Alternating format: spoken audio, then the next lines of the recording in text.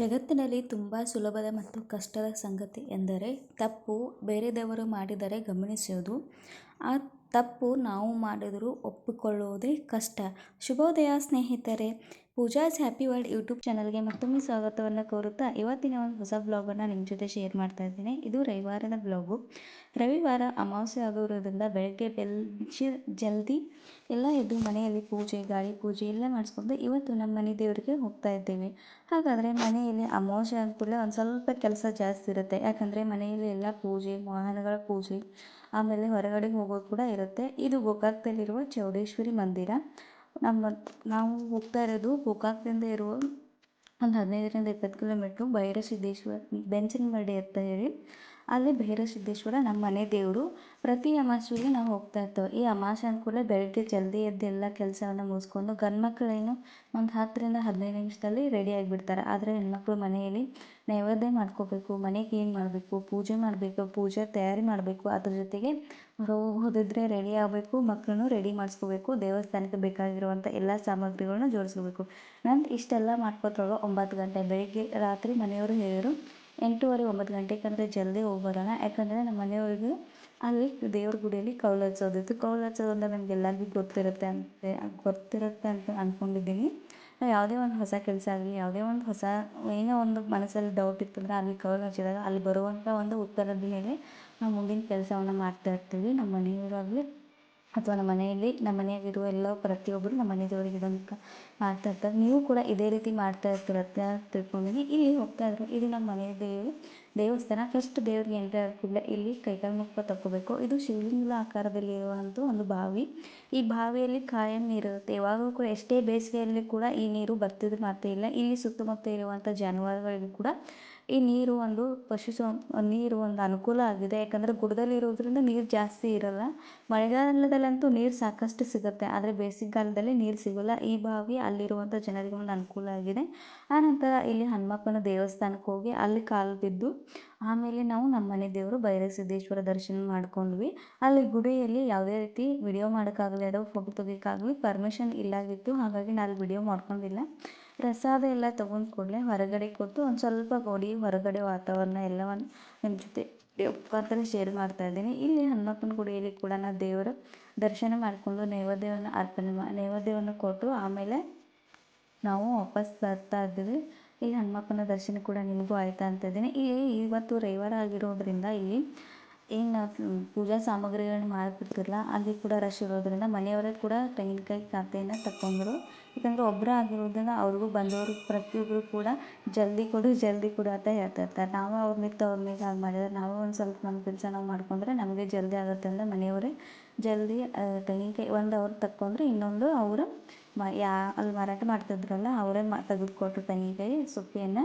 ಇನ್ನು ತೆಂಗಿನಕಾಯಿ ಪೂಜೆ ದರ್ಶನ ಎಲ್ಲ ಮುಗಿಸ್ಕೊಂಡು ಇಲ್ಲಿ ಇದು ಗರ್ಭಗುಡಿ ಒಳಗೆ ಅಂದರೆ ಹೊರಗೆ ವಿಡಿಯೋಗೆಲ್ಲ ನೋಡಿಲ್ಲ, ಹಾಗಾಗಿ ಹೊರಗಿಂದ ನಿಮ್ಗೆ ತೋರಿಸ್ತಾ ಇದ್ದೀನಿ. ಇಲ್ಲಿ ಪ್ರಸಾದ ಕೂಡ ಇರುತ್ತೆ. ಪ್ರತಿ ಅಮಾವಾಸ್ಯೆ ಇಲ್ಲಿ ಪ್ರಸಾದ, ರವಿವಾರ ಕೂಡ ಇಲ್ಲಿ ಜನ ಬರ್ತಾರೆ. 5 ವರ್ಷಕ್ಕೊಮ್ಮೆ ಇದು ಜಾತ್ರೆ ಆಗಿದೆ. ಇದೇ ವರ್ಷ ಇದ್ರ ಜಾತ್ರೆ ಮುಗಿತು ಮಾರ್ಚ್ದಲ್ಲಿ. ಇಲ್ಲಿ ನೋಡಿ ಎಲ್ಲ ಬಂದಂಥ ಭಕ್ತರು ಪ್ರಸಾದವನ್ನು ಸ್ವೀಕಾರ. ಇದು ಗುಡ್ಡದಲ್ಲಿದೆ, ಆದರೆ ಅಲ್ಲಿ ವಾತಾವರಣ ಅಂತೂ ಸೂಪರ್ ಆಗಿರುತ್ತೆ. ಆದರೆ ಈ ಸಲದ ವಾತಾವರಣ ಮನಸ್ಸಿಗೆ ಒಂದು ರೀತಿ ಇದಾಗಿತ್ತು. ಯಾಕಂದರೆ ಬೇಸಿಗೆಯಲ್ಲಿ ಅಲ್ಲಿ ಜಾಸ್ತಿ ಬಿಸಿಲು ಇರೋದ್ರಿಂದ ಒಂದು ರೀತಿ ವಾತಾವರಣ ಎಲ್ಲಿ ನೋಡೋದಿಲ್ಲ ಅಲ್ಲೆಲ್ಲ ಒಣಗಿದ ಗಿಡಗಳು ಕಾಣ್ತಿರ್ತದವು. ಈಗಂತೂ ಮಳೆಗಾಲ, ಎಲ್ಲಿ ನೋಡಿದ್ರಲ್ಲ ಹಚ್ಚ ಹಸಿರು ವಾತಾವರಣ, ಮನಸ್ಸಿಗೆ ಒಂದು ರೀತಿ ನೆಮ್ಮದಿ ಅನಿಸ್ತಾ ಇತ್ತು ನೋಡೋದಕ್ಕೆ. ನಿಮಗೂ ಕೂಡ ಈ ವಿಡಿಯೋ ಇಷ್ಟ ಆಗ್ತಾ ಇದೆ ಅಂತ ಭಾವಿಸ್ತಾ ಇದ್ದೀನಿ. ವಿಡಿಯೋಗಳು ಇಷ್ಟ ಆದರೆ ಹೆಚ್ಚಿನ ಪ್ರಮಾಣದಲ್ಲಿ ಶೇರ್ ಮಾಡಿ. ನೀವು ಯಾವ ದೇವರಿಗೆ ನೀವು ಪ್ರತಿ ಅಮಾವಾಸ್ಯೆಗೆ ದೇವರು ಹೋಗ್ತಾ ಇದ್ದರೆ ಕಮೆಂಟ್ ಮುಖಾಂತರ ತಿಳಿಸಿ. ಇಲ್ಲಿ ನೋಡಿರಿ ಗುಡ್ಡದ ವಾತಾವರಣ ಯಾವ ರೀತಿ ಕಾಣ್ಕದಿದ್ದೇನೆ. ಯಾಕಂದ್ರೆ ಈಗ ಮಳೆ ವಾತಾವರಣ ಇರೋದ್ರಿಂದ ಹಚ್ಚ ಹಸಿರಾಗಿ ಎಲ್ಲಿ ನೋಡ್ತಿರಲ್ಲೆಲ್ಲ ಫುಲ್ ಹಸಿರ, ಒಂದು ರೀತಿ ಮೋಡ ಕವಿದ ವಾತಾವರಣ. ಈ ಕ್ಲೈಮೇಟ್ ಹೇಳ್ಕಂದ್ರೆ ಮನ್ಸಿಗೆ ಒಂದು ರೀತಿ ಹೊರಗಡೆ ಹೋಗಿ ಬಂದು ಅಂದರೆ ಯಾವಾಗೂ ಬೇಸರ ಆಗ್ತಿರ್ತದೆ. ಆದರೆ ನಿನ್ನೆ ಮಾತ್ರ ಬೇಸರ ಆಗೋದಿಲ್ಲ. ಯಾಕಂದ್ರೆ ಅಲ್ಲಿ ವಾತಾವರಣ, ಅಲ್ಲಿ ಒಂದು ಇದು ಕ್ಲೈಮೇಟ್ ನೋಡಿ ಮನಸ್ಸಿಗೆ ಒಂದು ರೀತಿ ನೆಮ್ಮದಿ.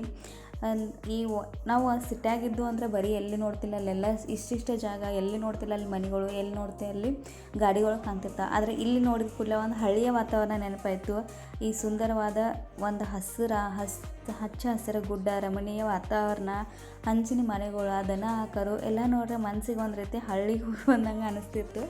ನಿಮಗೂ ಕೂಡ ಈ ವಿಡಿಯೋ ಇಷ್ಟ ಆಗ್ತದೆ ಅಂತ ಭಾವಿಸ್ಕೊಳೇನು. ಯಾಕಂದರೆ ನಾವು ಇಂಥ ಒಂದು ವಾತಾವರಣದಾಗ ಹೋಗಿ ಬಂದು ಅಂದರೆ ಮನಸ್ಸು ಮೈಂಡ ಎರಡೂ ಫ್ರೆಶ್ ಇರ್ತೈತಿ.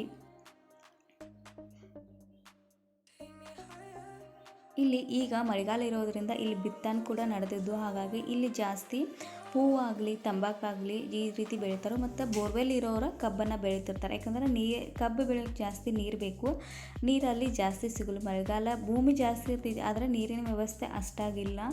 ಹಾಗಾಗಿ ಬೋರ್ವೆಲ್ ಇದ್ದರು ಕೂಡ ಇಲ್ಲಿ ಕಬ್ಬನ್ನು ಬೆಳೀತಿರ್ತಾರೆ. ನಮ್ಮ ಕರ್ದಂಟ ನಾಡು ಗೋಕಾಕಕ್ಕೆ ಎಂಟ್ರಿ ಅದು. ಇಲ್ಲಿಂದ ನೋಡ್ಕೊತಂದ್ರೆ ಗೋಕಾಕ್ ಸೂಪರಾಗಿ ಕಾಣ್ತಾ ಇರ್ತೈತಿ ನೋಡಿರಿ. ಸುತ್ತಮುತ್ತ ಇದೇನು ದೊಡ್ಡ ದೊಡ್ಡ ಬಿಲ್ಡಿಂಗ್ಗಳು ಇದಾವಲ್ಲ ಅವೆಲ್ಲ ಕಡಿಪೆಟ್ಟದ ಜೊತೆ ಕಾಣ್ಕದವು. ಮತ್ತು ಹಚ್ಚ ಹಸಿರ ಸುತ್ತಮುತ್ತ ಎಲ್ಲ ಗುಡ್ಡ, ಆ ಗುಡ್ಡದಾಗಿಂದ ಹೊಳಿ ಎಲ್ಲ ನೋಡ್ಕೊಂಡ್ ರೀತಿ ಒಂದು ಮನಸ್ಸಿಗೆ ಕಣ್ಣಿಗೆ ಇಂಪಾಗ್ತು. ಒಂದು ರೀತಿ ಎಲ್ಲ ಕಡೆ ಹಚ್ಚ ಹಸಿರು, ಎಲ್ಲಿ ನೋಡ್ತಿರಲ್ಲೆಲ್ಲ ಗಿಡ, ಎಲ್ಲಿ ನೋಡ್ತಿರಲ್ಲೆಲ್ಲ ಗುಡ್ಡ ಹಸಿರಿನಿಂದ ತುಂಬಿತ್ತು. ಈ ವಾತಾವರಣ ನೋಡ್ಕೊಂಡ್ ರೀತಿ ಮನಸ್ಸಿಗೆ ಸಮಾಧಾನ ಅನಿಸ್ತೈತೆ. ಎಷ್ಟೋ ಒಂದು ಟೆನ್ಷನ್ ಇರಲಿ ಏನೇ ಇರಲಿ, ಇಂಥ ಒಂದು ವಾತಾವರಣ ಇಂಥ ಪ್ರಕೃತಿ ನಮಗೆ ನೀಡುವಂಥ ಒಂದು ಸಮಾಧಾನ ಐತಲ್ಲ, ನಮ್ಮ ಎಲ್ಲ ಟೆನ್ಷನ್ಗಳನ್ನು ಒಂದು 10ರಿಂದ 15 ನಿಮಿಷ ದೂರ ಮಾಡ್ತೈತಿ. ಇಲ್ಲಿ ಬಂದಂಥ ಎಲ್ಲರೂ ಪ್ರತಿಯೊಬ್ಬರು ಕೂಟ ಇಲ್ಲಿ ಇವಿಂದ ಗುಡ್ಡದ ವೀಕ್ಷಣೆಯನ್ನು ಮಾಡ್ಕೊತೇನೆ. ಎಷ್ಟು ಮಸ್ತ್ ಕಾಣ್ಕತ್ತಿತ್ತು.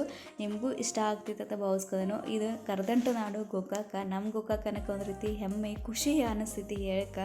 ಮೊದಲೆಲ್ಲ ನಾವು ಗೋಕಾಕ್ ಅಂದ್ರೆ ಭಾಳ ದೂರತ್ತೆ ಅನಿಸ್ತಿತ್ತು. ಈಗ ನಾವು ಗೋಕಾಕದಾಗ ಇದ್ದೇವೆ, ಆದರೂ ಒಂದು ರೀತಿ ಹೆಮ್ಮೆ ಮಾತಾಡೋಕ್ಕೆ ನೋಡೋಕ್ಕೆ. ಗೋಕಾಕ ಎಷ್ಟೋ ನೋಡ್ಬೇಕಂತ ಪ್ಲೇಸ್ಗಳು ಇದಾವೆ. ಗೋಕಾಕ ಪ್ರತಿಯೊಂದು ವಿಶೇಷತೆ ಐತಿ. ಈ ನೋಡ್ರಿ ಎಷ್ಟು ಚಂದ ಕಾಣತೈತಿ ಪರಿಸರ ಆಗಲಿ, ಇವಲ್ಲಿ ವಾತಾವರಣ ಆಗಲಿ ಎಷ್ಟು ಮಸ್ತ್ ಕಾಣ್ತೈತಿ. ಇಲ್ಲೇ ಮುಂದೆ ಹೋದರೆ ಇಲ್ಲಿ ಹಿಲ್ ಗಾರ್ಡನ್ ಅಂತ ಹೇಳಿ ಒಂದು ಗಾರ್ಡನ್ ಕೂಡ ಐತಿ. ಆನಂತರ ನೆಕ್ಸ್ಟ್ ಲಕ್ಷ್ಮೀ ಮಂದಿರ ಕೂಡ ಐತಿ. ಲಕ್ಷ್ಮೀ ಮಂದಿರದ ಈ ಸದ್ಯದಾಗ ಕಟ್ಟಡ ನಿರ್ಮಾಣ ಐತಿ, ಯಾಕಂದರೆ ಜಾತ್ರೆ ಆಗೋದೈತಿ. ಹಾಗಾಗಿ ಲಕ್ಷ್ಮೀ ಮಂದಿರವನ್ನು ಕಟ್ಟಡ ನಿರ್ಮಾಣ ಮಾಡ್ಕೊಂಡ್ರೆ ಒಳಗೆ ಯಾವುದೇ ರೀತಿ ಪ್ರವೇಶ ಇಲ್ಲ, ಹೊರಗಿಂದನೇ ಗುಡಿಗೆ ದರ್ಶನವನ್ನು ನೀಡ್ಕಿದ್ರು. ಅಲ್ಲಿ ಕೂಡ ಜನ ಜಾಸ್ತಿ ಬರ್ತಾರೆ. ದೀಪಾವಳಿ ಆಗಲಿ ದಸರಾದಾಗಲಿ ಅಲ್ಲಿಯೂ ಕೂಡ ಬೆಳಗ್ಗಿನ ಜಾವ 3 ಗಂಟೆದಿಂದನೇ ಅಲ್ಲಿ ದರ್ಶನಕ್ಕೆ ನಂಬರ್ ಹಚ್ಚಿರ್ತಾರೆ. ಹಾಗಾಗಿ ಇವತ್ತು ಅದನ್ನು ಕೂಡ ನಿಮ್ಮ ಜೊತೆ ಅದನ್ನು ಕೂಡ ನಿಮಗೆ ತೋರಿಸ್ತೇನೆ ನೋಡಿರಿ.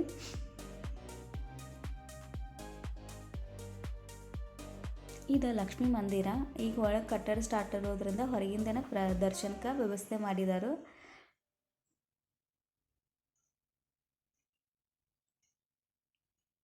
ಇನ್ನು ಮನೆಗೆ ಬಂದ ನನಗೆ ಶಾಡ್ಗುಂಬಳಕಾಯಿ ಮತ್ತು ಲೋಳ್ಸೂರು ಕಟ್ಟೋದಿತ್ತು. ಯಾಕಂದರೆ ಈ ರವಿವಾರ ಅಮಾವಾಸ್ಯೆ ಆಗಿರೋದ್ರಿಂದ ನಾವೊಂದು ಕಟ್ಟೀನಿ. ಅದು ಒಂದು ಸ್ವಲ್ಪ ಒಂದು 5-6 ತಿಂಗಳಾಗನ ಒಂದು ಸ್ವಲ್ಪ ಯಾಕೋ ಒಣಗಿದಂಗೆ ಆಯಿತು. ಹಾಗಾಗಿ ಈ ಕಟ್ಟೋಕ್ಕಿಂತ ಮುಂಚೆ ಈ ಕುಂಬಳಕಾಯಿ ಮ್ಯಾಗ ಬೂದುಗುಂಬಳಕಾಯಿ ಅಂತ ಕರೀತಾರೆ.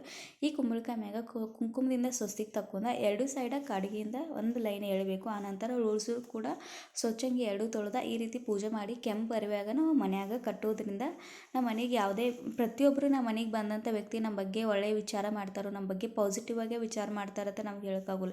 ಯಾರ ಮನಸ್ಸಿನಾಗ ಏನಿರ್ತೈತೆ ಅನ್ನೋದು ಹೇಳೋಕ್ಕಾಗಲ್ಲ. ಹಾಗಾಗಿ ಈ ವ್ಯಕ್ತಿ ನಮ್ಮ ಮನ್ಯಾಗ ಪ್ರವೇಶ ಮಾಡಿದಾರೆ ಅಂದ್ರೆ ಅವರ ನಮ್ಮ ಬಗ್ಗೆ ಅಥವಾ ಏನೋ ಒಂದು ನೆಗೆಟಿವಿಟಿ ಅವರಲ್ಲಿ ಇತ್ತಂದ್ರೆ ಆ ನೆಗೆಟಿವಿಟಿಯನ್ನು ನಮ್ಮ ಮನ್ಯಾಗ ಪ್ರವೇಶ ಮಾಡ್ದಂಗೆ ತಡಿತೈತಿ. ಮತ್ತು ಆ ಕುಂಬಳಕಾಯಿ ಆ ನೆಗೆಟಿವಿಟಿಯನ್ನು ಹೇರ್ಕೊಂಡು ನಮ್ಮ ಮನ್ಯಾಗ ಪಾಸಿಟಿವಿಟಿಯನ್ನು ಸ್ಪ್ರೆಡ್ ಮಾಡ್ತೈತಿ. ಇದು ಪ್ರತಿಯೊಬ್ಬರು ಮಾಡ್ತಿರ್ತಾರೋ, ನಾನು ಕೂಡ ಇದನ್ನು ಮಾಡ್ತಿರ್ತೇನೆ. ಹಾಗಾಗಿ ಇಲ್ಲಿ ನೋಡಿರಿ, ಕಾಡಿಗೆಯಿಂದ ನಾನು ಇದಕ್ಕೊಂದು ಲೈನ್ ಎಳೆದೇನು, 2 ಸೈಡ್ ಈ ರೀತಿ ಎಳೆದ ಈ ಕುಂಬಳಕಾಯಿಯನ್ನು ಕೆಂಪು ಅರಿವ್ಯಾಗ ಕಟ್ಟಿ ನೀವು ಅಮಾವಾಸ್ಯೆ ದಿವಸ ಕಟ್ಬೋದು. ಈ ರವಿವಾರ ಅಮಾವಾಸ್ಯೆ ಅಂತಲೇ ಇಲ್ಲ, ನೀವು ಯಾವುದೇ ಅಮಾವಾಸ್ಯೆ ಬರಲಿ ಆ ಅಮಾವಾಸ್ಯೆ ದಿವಸ ಇದನ್ನು ಕಟ್ಬೋದು. ನಮ್ಮದು ಈಗ ರವಿವಾರ ಅಮಾವಾಸ್ಯೆ ಇರೋದ್ರಿಂದ ನಾವು ಇದನ್ನು ಕಟ್ತೀವಿ. ವಿಶೇಷವಾಗಿ ದೀಪಾವಳಿ ಅಮಾವಾಸ್ಯೆ ದಸರಾ ಅಮಾವಾಸ್ಯೆಗೆ ಇದನ್ನು ಕಟ್ತಿರ್ತಾರೋ. ನೀವು ಕೂಡ ಕಟ್ಟಿ ನೋಡಿ. ಇನ್ನು ಯಾರು ಕಟ್ಟಿಲ್ಲ ನೀವು ಕೂಡ ಕಟ್ಟಿ ನೋಡಿ. ಮನೆಯಲ್ಲಿ ಮೇನ್ ಎಂಟ್ರೆನ್ಸ್ ಮೇನ್ ಡೋರ್ ಏನಿರ್ತೈತಲ್ಲ ಅದ್ರ ಮ್ಯಾಲಿನ ಬಾಜು ಇದನ್ನು ಕಟ್ಟಬೇಕು. ಇಲ್ಲಿ ಆಗಲಿ ಅದು ಎರಡನ್ನೂ ಕಟ್ಟಬೇಕು. ಈ ವಿಡಿಯೋ ಇಷ್ಟ ಆಗಿರೋ ಹೆಚ್ಚಿನ ಪ್ರಮಾಣದಾಗ ಶೇರ್ ಮಾಡಿರಿ. ನನ್ನ ಇವತ್ತಿನ ರವಿವಾರದ ಬ್ಲಾಗನ್ನು ನಿಮ್ಮ ಜೊತೆ ಶೇರ್ ಮಾಡ್ಕೊಂಡೇನು. ಹೊಸದಾಗಿ ನೋಡೋರು ದಯವಿಟ್ಟು ಚಾನಲ್ನ ಸಬ್ಸ್ಕ್ರೈಬ್ ಮಾಡ್ಕೊಂಡು ನೋಡಿ, ವಿಡಿಯೋನ ಶೇರ್ ಮಾಡಿ. ವಿಡಿಯೋ ನೋಡಿದ್ದಕ್ಕಾಗಿ ಪ್ರತಿಯೊಬ್ಬರಿಗೂ ಧನ್ಯವಾದಗಳು.